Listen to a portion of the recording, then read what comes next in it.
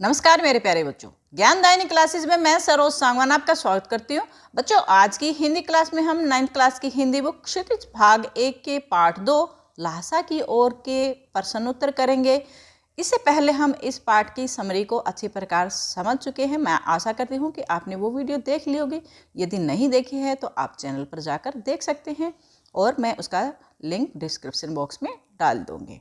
तो आइए अब इसके प्रश्नोत्तर देखते हैं। पहला प्रश्न है, थोंगला के पहले के आखिरी गांव पहुंचने पर भिखमंगे के वेश में होने के बावजूद लेखक को ठहरने के लिए उच्च स्थान मिला, जबकि दूसरी यात्रा के समय भद्र वेश भी उन्हें उच्च स्थान नहीं दिला सका। ऐसा क्यों? तो इसका उत्तर है, इसका मुख्य कारण था संबंधों का महत्व। तिब्बत में इस मार्ग पर यात्रियों के लिए एक जैसी व्यवस्थाएं नहीं थी, इसलिए वहां जान पहचान के आधार पर ठहरने का उचित स्थान मिल जाता था। पहली बार लेखक के साथ बौद्ध भिक्षु सुमति थे। सुमति की वहां जान पहचान थी। बिना जान पहचान के यात्री को भटकना पड़ता था। दूसरे 5 साल बाद बहुत कुछ बदल गया था। यह सब उस समय के लोगों की मनोवृत्ति के बदलाव के कारण भी हुआ होगा। तिब्बत के लोग शाम 6 बजे के बाद छंग पीकर मस्त हो जाते थे। छंग यानी वहाँ की एक शराब टाइप में नशे की एक चीज़ होती है, उसको पीकर वे मस्त हो जाते थे। तब वे यात्रियों की सुविधा का ध्यान नहीं रखते थे। अगला प्रश्न है, उस समय के तिब्बत में हथियार का कानून न रहने के कारण यात्रियों को किस प्रकार का भय बना रहता था? इसका उत्तर है, उस समय तिब्बत में हथियार संबंधी कानून न होने से यात्रियों को हमेशा अपनी जान को खतरा बना रहता था।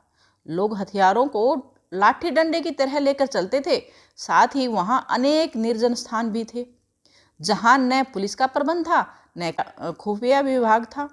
डाकू अपनी रक्षा के लिए यात्रियों या लोगों को पहले मार देते थे, तब देखते थे कि उनके पास कुछ है भी या नहीं। इसलिए यात्रियों को हत्या और लूट मार का भय हमेशा बना रहता था। तीसरा प्रश्न है, लेखक लंकोर के मार्ग में अपने साथियों से किस कारण बिछड़ गया था? लंकोर के मार्ग में लेखक का घोड़ा थक कर धीमा चलने लगा था, इसलिए वे अपने साथियों से पिछड़कर रास्ता भटक गए। वे रास्ता भटककर 1-1.5 मील गलत रास्ते पर चले गए थे। उसे वहां से वापस आना पड़ा। इस कारण लेखक लंकोर के मार्ग में अपने साथियों से बिछड़ गया।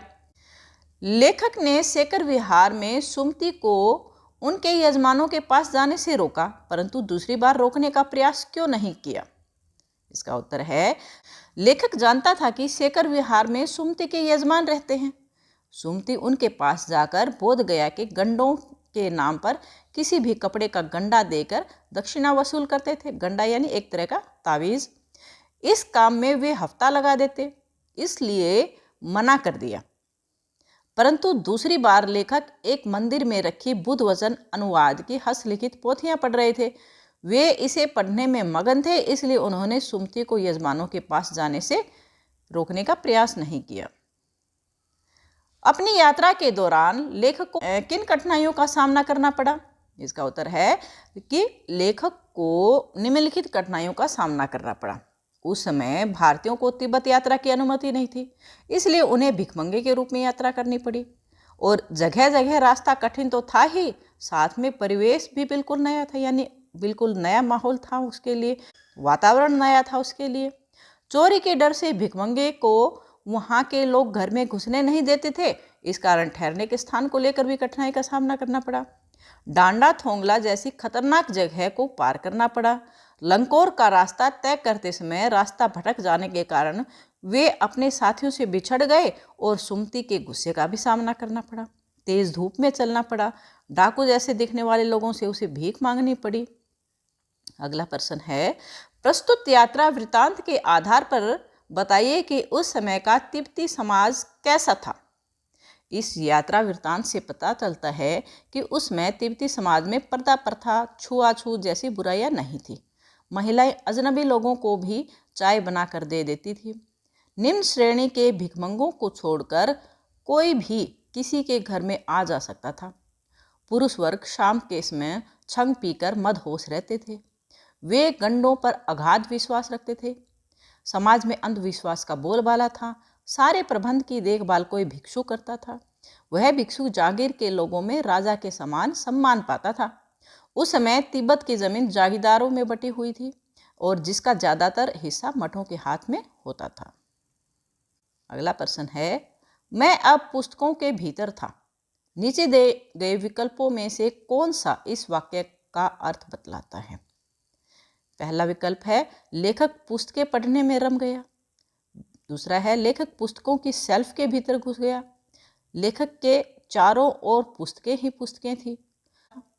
पुस्तक में लेखक का परिचय और चित्र छपा था। तो इसका उत्तर है, लेखक पुस्तकें पढ़ने में रम गया। अगला है, सुमति के यजमान और अन्य परिचित लोग लगभग हर गांव में मिले। इस आधार पर आप सुमति के व्यक्तित्व की किन विशेषताओं का चित्रण कर सकते हैं? सुमति के यजमान और परिचितों के हर गांव में मिलने से उनकी अनेक विशेषताओं का पता चलता है। जैसे सुमति मिलनसार और हंसमुख व्यक्ति थे, जिनकी जान पहचान का दायरा विस्तृत था, यानी बहुत लंबा चौड़ा था। सुमति स्वभाव से सरल, मिलनसार, स्नेही और मृदु रहा होगा, तभी लोग उसे उचित आदर देते होंगे। सुमति उनके यहाँ धर्म गुरु के रूप में सम्मानित होता था। सुमति अपने यजमानों को बोध गया से लाए कपड़े के गंडे बनाकर दिया करते और उनसे दक्षिणा लेते थे। लोग गंडे को पाकर धन्य अनुभव करते हैं। सुमति लोगों की आस्था का अनुचित लाभ उठाते थे, पर इसकी खबर लोगों को नहीं लगने देते थे। वे बौद्ध धर्म में गहरी आस्था रखते थे तथा तिब्बत का अच्छा भौगोलिक ज्ञान रखते थे। अगला प्रश्न है, हालांकि उस वक्त मेरा भेष ऐसा नहीं था कि उन्हें कुछ भी ख्याल रखना चाहिए था। उक्त कथन के आधार पर हमारे आचार व्यवहार के तरीके के आधार पर तय होते हैं। आपकी समझ से यह उचित है अथवा अनुचित, विचार व्यक्त करें। यह बात सच है कि हमारे आचार व्यवहार के तरीके वेशभूषा के आधार पर तय होते हैं, यानी हम कैसे कपड़े पहनते हैं, इस आधार पर हमारे साथ कैसा व्यवहार होता है, हम या लोगों के साथ कैसा व्यवहार करते हैं, हम उनकी वेशभूषा के आधार पर ही तय करते हैं। हम अच्छा पहनावा देखकर किसी को अपनाते हैं तो गंदे कपड़े देखकर उसे धुतकारते हैं। लेखक भिखमंगों के वेश में यात्रा कर रहा था, इसलिए उसे यह अपेक्षा नहीं थी कि शेखर विहार का भिक्षु उसे सम्मानपूर्वक अपनाएगा। मेरे विचार से वेशभूषा देखकर व्यवहार करना पूरी तरह ठीक नहीं है। अनेक संत, महात्मा और भिक्षु साधारण वस्त्र पहनते हैं, किंतु वे उच्च चरित्र के इंसान होते हैं, पूज्य होते हैं। परंतु यह बात भी सत्य है कि वेशभूषा से मनुष्य की पहचान होती है। हम पर पहला प्रभाव वेशभूषा के कारण ही पड़ता है। उसी के आधार पर हम भले बुरे की पहचान करते हैं। परंतु अच्छी वेशभूषा में भी कुत्सित यानी बुरे विचारों वाले लोग भी हो सकते हैं और गरीब व्यक्ति भी चरित्र में श्रेष्ठ हो सकता है। वेशभूषा सब कुछ नहीं है, कीचड़ में खिलने वाला कमल भी सुंदरता बनाए रखता है। हमारा अगला प्रश्न है, जो कि आखिरी है। यात्रा वृत्तांत के आधार पर तिब्बत की भौगोलिक स्थिति का सद चित्र प्रस्तुत करें। वहाँ की स्थिति आपके राज्य या शहर से किस प्रकार भिन्न है, यानी ऐसे शब्द लिखें कि हमारे सामने एक चित्र की तरह वो प्रस्तुत हो। यात्रा वृत्तांत से ज्ञात होता है कि तिब्बत भारत और नेपाल से लगता हुआ देश है, जहाँ कुछ समय तक आने जाने पर प्रतिबंध था। यह स्थान समुद्र तट से काफ़ी ऊंचा है। यहाँ 17-18 हज़ार फीट ऊंचे डांडे हैं, जो खतरनाक जगह हैं। ये डांडे नदियों के मोड़ और पहाड़ की चोटियों के कारण बहुत ऊंचे नीचे हैं। यहाँ एक और हजारों बर्फ से ढके श्वेत शिखर हैं, तो दूसरी ओर ऊंचे ऊंचे नंगे पहाड़ खड़े हैं। यहाँ मीलों तक कोई आबादी नहीं होती। यहाँ विशाल मैदान भी है जो पहाड़ों से घिरे हैं। यहाँ की विचित्र जलवायु में सूर्य की ओर मुंह करके चलने पर माथा जलता है, जबकि कंधा और पीठ बर्फ की तरह ठंडे हो जाते हैं। यह स्थिति हमारे राज्य और शहर से पूरी तरह भिन्न है।